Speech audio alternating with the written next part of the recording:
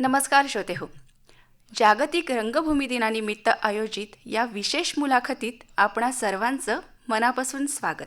कलेची निर्मिती जरी एखादा कलावंत करत असला तरी कलावंत आणि रसिक या दोघांमध्ये असा एक दुवा असावा लागतो, जो कलेचा मर्मज्ञ तर असावाच लागतो, पण तेवढाच धाडसी, व्यावसायिक, उदार, संवेदनशीलही असावा लागतो.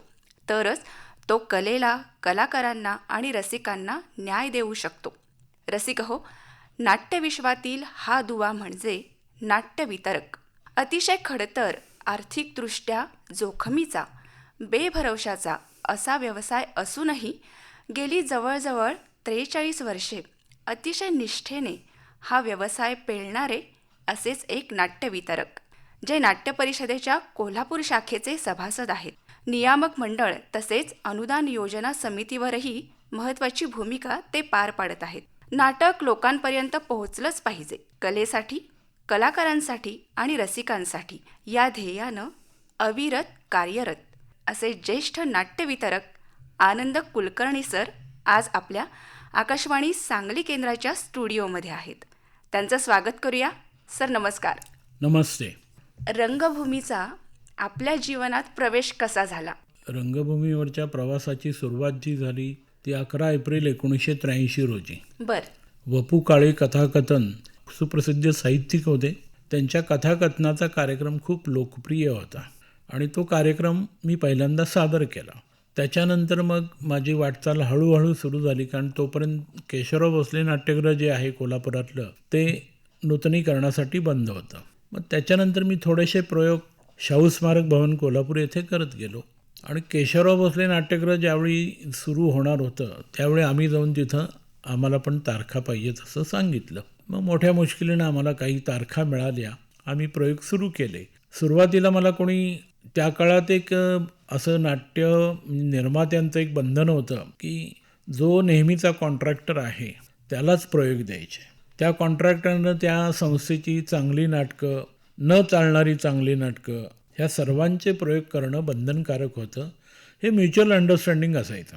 त्यामुळे मला त्या काळातल्या नामवंत कंपन्या ज्या होत्या की अभिजात किंवा कलावैभव, चंद्रलेखा, नाट्यसंपदा, भद्रकाली प्रोडक्शन्स अशा नामवंत कंपन्या होत्या. मी त्यांच्याकडे सारखं जायचो, भेटायचो, पण मला कोणी प्रयोग देत नव्हतं. बर. मग माझी सुरुवात प्रयोग देत नाहीत तर आपण नाटक लावायचं.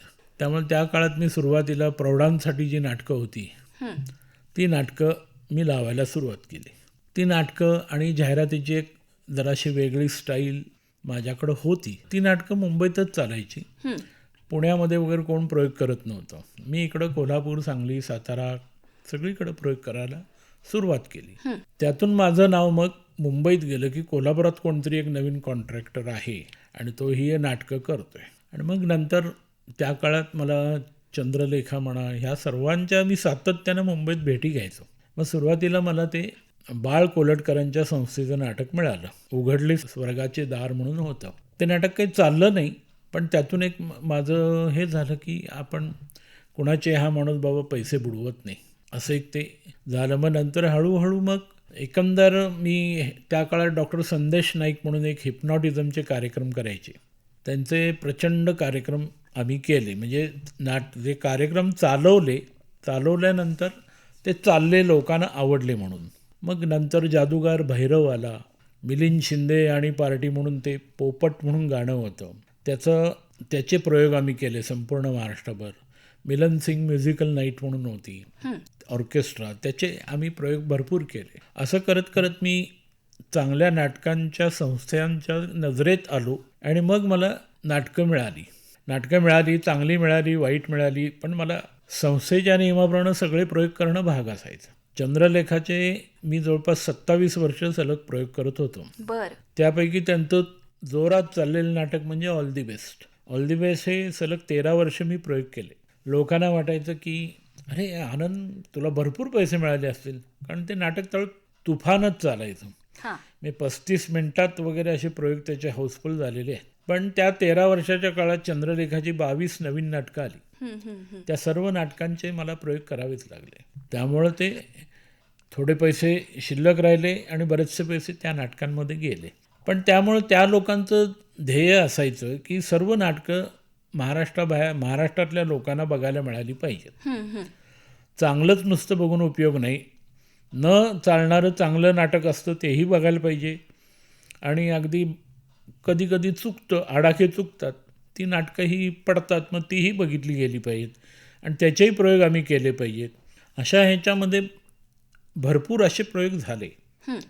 म्हणजे जवळपास आज माझे कार्यक्रम म्हटलात तर एक पात्री केलं, द्विपात्री केलं, लोकनाट्य केलं, तमाशा केला, मोठा जो रघुवीर खेडकर, मंगला बनसोडे या सर्वांचे प्रयोग मी पावसाळ्यामध्ये थिएटरला करायचो. ही नाटकं, मराठी नाटकं, ऑर्केस्ट्रा भरपूर. मी 7 कलर्स म्हणा, शो टाईम, झपाटा, महेश कुमार, मिलन सिंग म्युझिकल नाईट या सर्वांचे प्रयोग.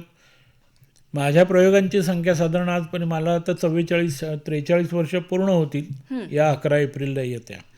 साधारण 14,000पेक्षा मी जास्त प्रयोग केलेले आहेत पूर्ण महाराष्ट्रात, कर्नाटकात, गोव्यात, काही प्रमाणात मध्य प्रदेशात. असे सगळे कार्यक्रम झालेले आहेत माझे. आणि सध्या मी माझा व्यवसाय पूर्णपणे त्यावेळी 90% कार्यक्रम माझे हे नाटक मी कॉन्ट्रॅक्टनं घ्यायचो. नाटक विकत घ्यायचं, म्हणजे नाटकाची किंमत काय ती ठरवायची आणि मग आपण इकडं लावायचं. काय होईल ते नफा नुकसान हे मलाच सोसावं लागायचं, किंवा पैसे मिळाले तर ते मिळायचे. पण नुकसान येताना प्रचंड यायचं, फायदा मिळताना प्रचंड मिळत नसायचा. बरेचसे कार्यक्रम असे मी लॉन्च पण केले, चालवले. यदाकदाचित नाटक सुरुवातीला मी चालवलं. जवळपास मी सुरुवातीचे 50-60 प्रयोग केले. राशीचक्रही सुरुवातीला मी करत होतो.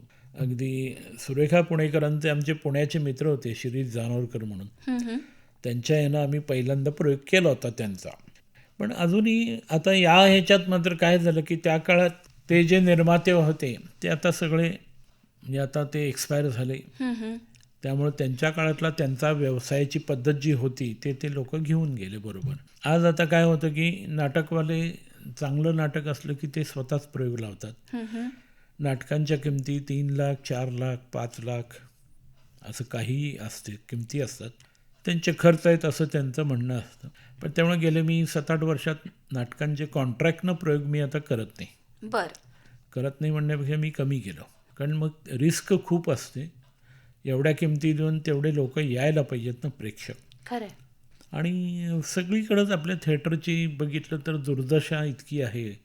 आपल्या बाहेर मुंबई पुणे सोडलं तर बाहेरगावी नाट्यगृह म्हणजे ते गोडाऊन बांधल्यासारखंच बांधून टाकतात. नाही की नाट्यगृह ही उत्पन्नाची बाब नाही आहे, ती समाजाची सांस्कृतिक जबाबदारी सांभाळण्याची बाब आहे. आता बागा किंवा गार्डन्स वगैरे आपण मेंटेन करतो, त्यातून उत्पन्न मिळत नाही.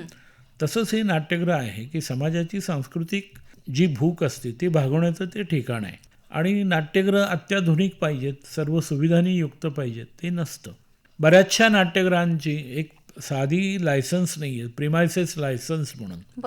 पूर्वी आम्हाला एखादा नाट्यप्रयोग करायचा झाला की त्याला बुकिंग लायसन्स म्हणजे तिकीट विक्री लायसन्स, परफॉर्मन्स लायसन्स आणि प्रिमायसेस लायसन्स, ही 3 लायसन काढावी लागायची. हे बंदिस्त थिएटरला तरी त्रास कमी. ओपन एअरला आम्ही ज्यावेळी जायचो तमाशा किंवा नाटक करायचं, तर तिथल्या जागा मालकाच्या ह्याच्यापासून ग्रामपंचायतीच्या सरपंचापर्यंत, चपराशापर्यंत सगळ्यांचं हे करायचं. समाधान झाल्याशिवाय ते जागा मालक परवानगी द्यायचा नाही.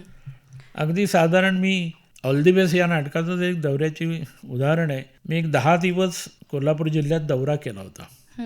1000 खुर्च्या, साऊंड सिस्टीम, कनात आणि स्टेज हे घेऊन मी दौरा करत होतो. आजरा, चंदगड, त्याच्यानंतर संकेश्वर, निपाणी झालं, जयसिंगपूर झालं, असे मिरज वगैरे केले होते. गडिंग्लजला माझा प्रयोग हाऊसफुल होता आणि त्या दिवशी नेमकं आमचा जनरेटरचा काहीतरी प्रॉब्लेम होता आणि लाईट होती. त्यामुळे मी काय म्हटलं ठीक आहे. तर त्या काळात जो कोणी होता सगळ्यांना ओपन एअरला त्यावेळी पास द्यायला लागायचे. तर ते एका वायरमॅनला त्या काळात म्हणजे आता झाली त्याला 25-30 वर्ष, त्याला पास पाहिजे. आम्ही तर साहेबांना तिथल्या पास दिलेले होते. हा माणूस तिथून येऊन ते फ्यूज काढून गेला. प्रयोग हाऊसफुल, सगळं हाऊसफुल आणि जनरेटर नाही आहे आणि हा फ्यूज काढून गेला आणि तो कुठं भेटेना. मग ते साहेबांच्या घरी जाऊन मग त्याचा पत्ता हुडकून त्याला दादा पुता करून मग खुर्च्या त्याला 4 पाहिजे होत्या, त्या 4 परत त्यात साहेबांच्या पुढं नको, मग त्यात कुठेतरी साईडला लावा, असं करून मग तो प्रयोग आमचा झाला. नाहीतर 1000 खुर्च्या भरून काय उपयोग होता. मग असे ठिकठिकाणी भरपूर कटकटी भरपूरच, म्हणजे मी तर संपूर्ण महाराष्ट्रभर प्रयोग केले होते. आता जोखीम फक्त आर्थिकदृष्ट्याच नाही, पण इतर पातळ्यांवर सुद्धा अनेक प्रकारची जोखीम असायची, आव्हानं असायची. आता तुमच्या बोलण्यातून ते येतंच. आणि ओपन एअर थिएटरचा पण आत्ता विषय निघाला. याच अनुषंगानं कोकणातील लोकांची एक संध्याकाळी आपापलं काम आटोपून घरी जाणं ही त्यांची एक मानसिकता आहे, ती सवय आहे, नित्यक्रम आहे. पण एक नाट्यवितरक म्हणून तुम्ही सुरुवातीच्या काळात असंही एक आव्हान घेतलं होतं की बरोबर त्याच वेळेत तुम्ही काही नाट्यप्रयोग लावले होते. तर ती जोखीम कशी होती आणि ते तुम्ही कसं निभावून नेलं? नाही, कोकणात आमचे प्रयोग रात्रीचेच व्हायचे. हां. म्हणजे आता त्या काळात गोव्यात तर रात्री आम्ही 11चा प्रयोग डिक्लेअर करायचो, कारण गोव्यात सगळं 8:30-9ला जाऊन दुकानं बंद होणार. म्हणजे त्याला सुशेगात म्हणतात गोव्यात, म्हणजे निवांत असं घरी जाऊन यायचे, जेवण वगैरे करून मग ते 11ला यायचे, 11:15ला नाटक सुरू व्हायचं. पण ते प्रेक्षक खरोखरच अतिशय सुंदर असायचं. बरं. म्हणजे कोकणात सुद्धा म्हणजे लहान म्हणजे त्यावेळी आमचं 10-10:15ला सुरू व्हायचं नाटक. आणि सुरुवातीला आपण गेलो तर काय आज प्रयोग होणार का नाही, काय उत्पन्न होणार का नाही, एवढी भीती असायची छोट्या गावात. आणि रात्री मग आम्हाला त्या अशा बैलगाड्या दिसायच्या कंदील लावून येताना, आणि मग 9:30च्या पुढे आमचा प्रयोग हाऊसफुल असायचा. आणि रसिक होते लोक मुळात. कोकणात अजूनही तोच प्रकार आहे. आणि शेवटी रसिक बहुसंख्येनं असल्याशिवाय नाटकं चालतच नाही. खरंय. मी कितीतरी वेळा पाहिलेलं आहे की मी आता इचलकरंजीला आम्ही ओपन एअरला गोविंदराव हायस्कूलला प्रयोग करायचो. तिथं आम्ही 300च खुर्च्या लावायचो आणि बाकी सगळी जमीन असायची. विनोदाचा एक भाग असा होता की 9:30चा प्रयोग असला तर तिथं 9:30नं एकही तिकीट असं गेलेलं नसायचं. आणि आम्हाला पहिल्यांदा मी खूप घाबरलो होतो. नंतर मग 9:30 म्हणजे ते 10ला 10:15ला सुरू व्हायचं नाटक. आणि नंतर मग 9:30ला काहीतरी नंतर मला कळालेली गोष्ट की 9:30ला त्यावेळी तो मटका कसला तरी फुटायचा, ओपन का क्लोज काहीतरी त्याला म्हणायचे. आणि त्यावेळी तिथं कामगार वर्ग भरपूर इचलकरंजी, त्यावेळी जोरात होतं इचलकरंजी. आणि मग आमची 5 रुपयाची 1000 तिकीटं, 2000 तिकीटं, 3000 तिकीटं अशी जायची 5 रुपयाची. सचिन आणि वर्षा उसगावकरचा आम्ही प्रयोग लावला होता तिथे. तर त्यावेळी आम्ही 10 रुपये जमिनीचं तिकीट लावलं होतं. म्हणजे त्यावेळी तिथं भयंकर आरडाओरड झाली.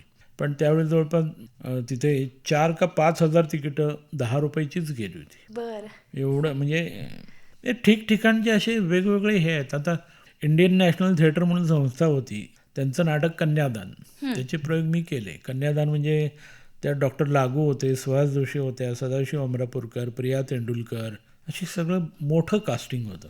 आणि इंडियन नॅशनल आणि डॉक्टर लागूंची अट असायची की सायंकाळी 7चे प्रयोग करायचे.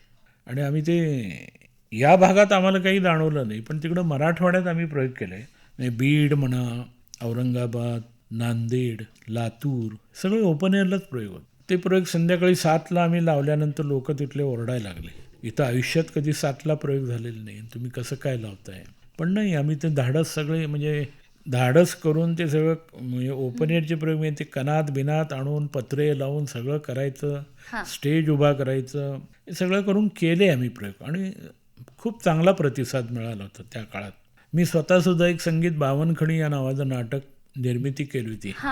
हेच मला विचारायचं होतं की एक वितरक म्हणून बऱ्याच प्रकारची जोखीम तुम्ही घेतली आहे, पण असं कधी स्वतः नाटक निर्मिती करावीशी वाटली का, आणि तो अनुभव काय होता? केलं ना मी तुम्हाला म्हणतो ना, मिलन म्युझिकल नाईट हे ऑर्केस्ट्रा मी आणि त्या काळातले माझे भागीदार प्रफुल्ल महाजन, आम्ही एक 11 वर्ष भागीदारीत व्यवसाय केला होता. त्या काळात आम्ही हे 2 प्रोडक्शन्स म्हणजे 3 केले होते.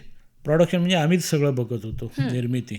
मिलन म्युझिकल नाईट हा ऑर्केस्ट्रा, त्याच्यानंतर मिलिंद शिंदे आणि पार्टी, आणि काळूबाळू म्हणून जे कलाकार होते तमाशातले, त्यांचं लोकनाट्य केलं होतं राम नाही राज्यात. त्यावेळी ते आम्ही भागीदारीतच केलं होतं सगळं. त्याच्यानंतर मग मी संगीत नाटक ते बावनखडी जे केलं ते आता अलीकडंच एक 10 वर्ष झाली. चांगला प्रयोग केलेला होता, पण 16 प्रयोग झाले आणि अश्विनी एकबोटे स्टेजवरच प्रयोग करताना डेड झाला, म्हणजे त्यांचा मृत्यू झाला. तर त्यामुळे ते नाटकाचे प्रयोग मी बंद केले. ते एक निर्मिती केली होती. त्या काळातली निर्मिती व्यवस्थित असायची, म्हणजे कमी खर्चात व्हायची. आता नाटक कुठलंही तुम्हाला निर्माण करताना किमान 25 लाख रुपये तुमच्याकडं कॅश लागते आणि पहिले 25 प्रयोग हॅमर करण्यासाठी एक 25 लाख रुपये लागतात. हे 50 लाख रुपये तुमच्याकडं पाहिजेत. त्याच्यानंतर मग ते नाटक चालणार आहे का नाही चालणार आहे हे तुम्हाला कळू शकतं.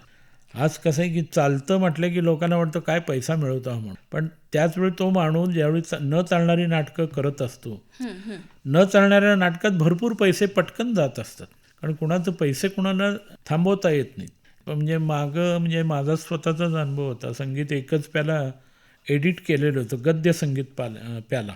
त्यामध्ये असे सुशांत शेलार वगैरे असे कलाकार होते, स्वप्नील राजशेखर होते कोल्हापूरचे. पण ते निर्माते जे होते ना, ते निर्माते आलेच नाहीत कधी ह्याला. बरं. यांचे सगळ्यांचे पैसे बॅलन्स राहिले होते, माझेही पैसे बॅलन्स राहिले होते, म्हणजे दिलेच नाही. इथं उत्पन्नच नाही झालं तर काय करायचं. मग ते निर्माते गायब झाले. असंच एक नाटक होतं नाना पाटेकरांचं, तन माजुरी म्हणून. बरं. त्याचे मी प्रयोग करत होतो. तर ते होतं प्रायोगिक नाटक प्रेमानंद गजवींचं. नागपूरला एक प्रयोग मी 10 दिले. मी नानांना विचारलं त्यावेळी, नाना असं एक 10 प्रयोग आहेत, कॉन्ट्रॅक्ट नसतील तर बघ करून टाक. मग मी ते ठरवले, केले आणि तिथं गेल्यानंतर ते जे कॉन्ट्रॅक्टर होते ते आलेच नाहीत पुढे, त्यांचे वडील आले. हे आम्ही 3 प्रयोग विकलेले आहेत, हे त्याचे पैसे, बाकी पुढचे प्रयोग तुमचे तुम्ही अंगावर करा नाहीतर कॅन्सल करा. आता नानांनी मला सांगितलं की 10 कॉन्ट्रॅक्ट असतील तर करा. मग मी कसं हे काय मी केले. मग आता मी नानांना मी कोणत्या तोंडानं सांगणार. मग राहिलेले प्रयोग मी स्वतःच्या अंगावर केले 7. आणि शेवटच्या दिवशी मी अक्षरशः त्या बुलढाण्याला प्रयोग होता, कंपनीला सगळे पैसे देऊन पाठवून दिलं. बरं. आणि मी रात्री एक रात्र, म्हणजे दुसऱ्या दिवशी रात्री मला बुलढाणा पुणे रात्र गाडी होती, त्याचं एक तिकीट काढून ठेवलं होतं. अरे. आणि फक्त पाणी पिऊन राहिलेलो होतो. बापरे. त्या एका हॉटेलमध्ये कॉट बेसिसवर जागा होती. हां. असे प्रसंग आहेतच. खरं आहे. आता वितरणामध्ये नाटकाच्या प्रसिद्धीचा पण एक महत्त्वाचा भाग आहे. सध्या सोशल मीडियाच्या माध्यमामुळे तसं सोपं वाटत असेल प्रसिद्धी करणं, पण पूर्वीच्या काळी तेव्हा प्रसिद्धी कशी केली जात होती?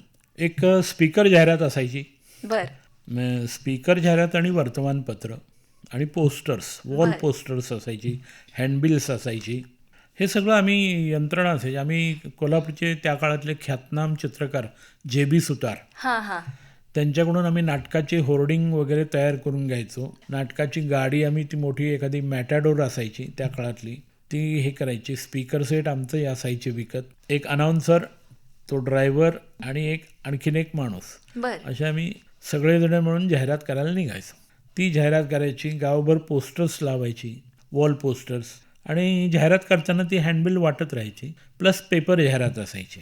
आता त्या बाबतीत एक नाटक मी हिट केलं होतं पेपर जाहिरातीवर, ते कुर्यात सदा टिंगलम म्हणून होता. म्हणजे त्या सुरुवातीला मोहन जोशी काम करायचे, आनंद अभ्यंकर काम करायचे. तर त्या नाटकाचं मी काय केलं होतं की मी प्रेक्षक हसतानाचे फोटो काढले होते. असं म्हणजे मोठ्यानं नाटक विनोदीच होतं, लोक भरपूर हसायचे. ते फोटो हे करायचे आणि त्याच्यात जाऊन रात्री ब्लॉग बनवायचा आणि तो ब्लॉग दुसऱ्या दिवशी पेपरला छापायचा. नाटक किती विनोदी आहे याचा हा घ्या पुरावा.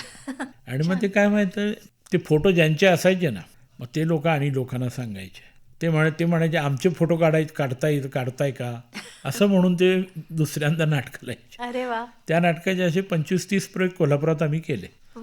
त्या ह्याच्यावर ते चाललेलं नाटक.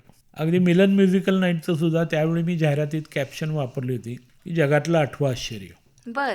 पुरुषांच्या आवाजात गाणारी पहिली महिला. ती फार उत्तम गायची आणि सगळे भरपूर म्हणजे 7 ते 8 आवाजात ती गायची. त्या काळात ती क्रेज होती. प्रचंड प्रयोग झाले तिचे. आता काय होतं की आता सोशल मीडिया नेमकं आपल्याला कळत नाही, सोशल मीडियावर कोणी काय बघितलं ते. पेपरला जाहिरात असली की किमान ती तेवढ्या प्रतीत जाते. जे काही 50,000 प्रती, 1,00,000 प्रती जात असतात त्या ह्याच्यात ती जाहिरात जाते. पण आता सोशल मीडियाचा होतो इफेक्ट एवढं मात्र मला माहिती आहे, पण नेमका प्रत्येकानंच ते बघितलंय की नाही हे आपल्याला कळत नाही. आता असं कधी झालंय का की एखादं नाटक ऑफबीट विषय आहे तो पूर्ण आणि मोठमोठ्या शहरांमध्ये ते गाजलेलं नाही, अपयशी ठरले व्यावसायिकदृष्ट्या पण आणि एकूणच लोकप्रियतेच्या दृष्टिकोनातून, पण मग ते नाटक तुम्हाला महाराष्ट्रातील इतर भागांमध्ये पोहोचवायचंच आहे, अशा हेतूनं तुम्ही कधी वितरणाची जोखीम घेतली आहे असं कधी झालं? घेतलंय ना भरपूर. चंद्रलेखाचंच मी तुम्हाला सांगितलं नाही का हां हां. की चांगलं नाटक, वाईट नाटक, न चालणारं नाटक, न चालणारं चांगलं नाटक, सर्व प्रकार करायचे. हां. त्यातलंच एक गर्भ श्रीमंत म्हणून नाटक होतं. त्याचे लेखक होते यशवंत रांजणकर. हं, हं. तर त्या नाटकाचे मला त्यावेळी हे आमचं ऑल दी बेस्ट जोरातच असल्यामुळं त्यावेळी ते नाटक आलं आणि त्या नाटकाचे मी जवळपास 7 ते 8 प्रयोग केले. हं, हं. त्याला रिस्पॉन्स अजिबात नव्हता. पण मी ते 7 ते 8 प्रयोग केले. मला त्या व्यवस्थापकांचा नाटक कंपनीच्या व्यवस्थापकांचा फोन आला चिपळूणहून. हं, हं. अरे आनंद, माझ्याकडचे आता पैसे संपले, आता लॉजचं बिल कसं भागू, ते काय बुकिंग नाही नाटकाला. म्हटलं तुम्ही काही काळजी करू नका, म्हटलं व्यवहाराचा काही प्रश्न नाही आहे आपल्या. मग त्यावेळी ते माझ्या धाकट्या भावाला मी एक पैसे घेऊन तिकडं पाठवलं होतं आणि ते सगळे हिशोब आम्ही पूर्ण केले होते. बरं. पण ते आता कसं होतं की का चाललं नाही नाटक याला माझ्याकडे उत्तर नाही. एकच उत्तर असतं, लोकांना आवडलं नाही. नाटक चालत नाही याचा अर्थ काय की लोक त्याला येत नाहीत. लोक आले तर किती दुथडी भरून येतात तेही मी पाहिलेलं आहे. खरं आहे. एखादं नाटक चालतं, एखादं नाटक चालत नाही. आता तसं बघितलं तर आता प्रशांत दामलेंचं प्रत्येक नाटक चाललंच पाहिजे ना. हो. आज तो सुपरस्टार आहे म्हणून. बरोबर. पण मग त्याचंही कुठंतरी गणित फिसकटतं, ते हां. नाटक नाही चालत. बरेच सगळ्या लोकांचं असं होतं. प्रसिद्धी करताना जसं तुम्हाला रसिकांची नस पटकन लक्षात येते, तसं मग हे एखादं नाटक का चाललं नाही किंवा का चाललं याविषयी लक्षात येतं का? रसिकांची नस म्हणजे का? नाही, कारण याचा अर्थ लोकांना ती कसं असतं की हा काय हे ट्रायल अँड एरर या हां. बेसिसवरच आहे. नाटक चाललं नाही तर का चाललं नाही हे आपण नाही सांगू शकत. हं, हं, हं. कारण माझी भूमिका सांगण्याची वेगळी आहे, तुमची वेगळी आहे. तुम्ही म्हणाल मला त्यातलं काय संगीतच आवडलं नाही, मी म्हणणार मला ते नेपथ्यच आवडलं नाही, हां हां हां. मी म्हणणार मला कलाकारच आवडले नाहीत. आता मी हे केलं होतं, करार म्हणून एक इंडियन नॅशनल थिएटरचं नाटक केलं होतं. हां. सतीश पोळेकर, स्वाती चिटणीस. सस्पेन्स नाटक होतं आणि त्याचा सेट इतका अप्रतिम होता हं, हं. आणि त्या दोघांचे प्रत्येकाचे 4-4 रोल होते त्यात. आणि तिथं 4 खांब होते स्टेजवर, त्या खांबातून ते सगळं व्हायचं.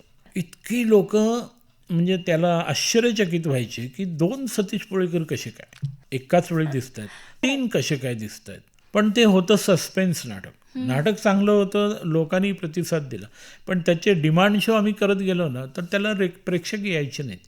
कारण काय होतं, एकदा सस्पेन्स तुम्हाला कळला मग तुम्ही अरे काय बघतो ते असं येते शेवटी, हं, हं, हं. ते असं ते ह्याच्यातनं येतो त्याच्यातनं येतो असं व्हायचं. बरोबर. त्यामुळे मुंबई पुण्यासारख्या ठिकाणी मोठं नाटक चालू शकतं म्हणजे हां. असं. पण कोल्हापुरात त्या नाटकाचा जीव तेवढाच. खरं आहे. तरी मी त्या काळात 10 ते 12 प्रयोग केले. खरं तर सस्पेन्स नाटक रंगभूमीवर सादर करणं खूप आव्हानात्मक आहे. होय. आणि तुम्ही म्हणाला तसा तो सस्पेन्स कायम टिकवणं सुद्धा त्यापेक्षाही जास्त आता आव्हानात्मक आहे. हँडसअप सुद्धा होतंच की. भक्ती बर्वे, सदाशिव आमरापूरकर, हो. ते सुद्धा INTनंच काढलेलं नाटक होतं. हं, हं, हं. पण ते सस्पेन्स कॉमेडी अशा टाईपचं होतं हां. आणि ते त्या काळात चाललं. पण सस्पेन्स असल्यामुळे त्याचा जीव तेवढाच. तो तेवढाच. मग ते कळलं की मग दुसऱ्याला जायची हे वाटत नाही, उत्सुकता वाटत नाही. खरं आहे. तर श्रोते हो, जागतिक रंगभूमी दिनाच्या निमित्तानं ज्येष्ठ नाट्यवितरक आनंद कुलकर्णी यांच्या मुलाखतीचा पहिला भाग आपण ऐकलात. या मुलाखतीचा उर्वरित भाग आपण ऐकणार आहोत 28 मार्च रोजी सकाळी 11 वाजता आकाशवाणीच्या सांगली केंद्रावरून. तर आजच्या या कार्यक्रमात मी तेजा दुर्वे आपला निरोप घेते. नमस्कार.